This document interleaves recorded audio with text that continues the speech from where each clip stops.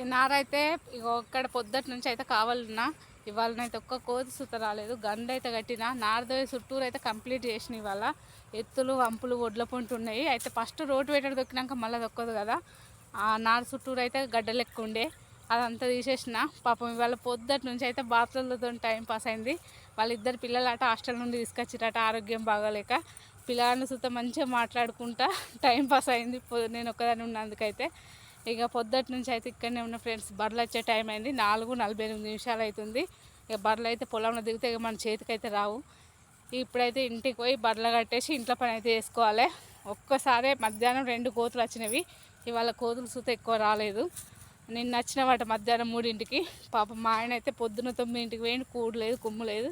ఇక రైతుల పరిస్థితి అంటే ఇప్పుడు పొలం దున్నేటప్పుడు ట్రాక్టర్ ఎప్పుడు వస్తుందో ఎప్పుడు దొక్కుతుందో అని ఆయన అక్కడనే ఉన్నట్టున్నాడు. మధ్యాహ్నం అన్నానికి సుత రాలే. మధ్యాహ్నం టైంకి వచ్చినట్టుంది ట్రాక్టర్ అయితే. ఇక నేను కొంచెం ఇస్తా ఉన్నా ఈ కోతులు ఎప్పుడు వచ్చేది తెలియదు. ఇక మా పరిస్థితి అయితే ఇలా ఉంది ఫ్రెండ్స్. ఇప్పుడైతే ఇంట్లోకి పోతున్నా. ఈ ఇల్లు దగ్గరనే కదా, మరి పొలము ఇవన్నీ అయితే దగ్గరనే ఉంటుంది.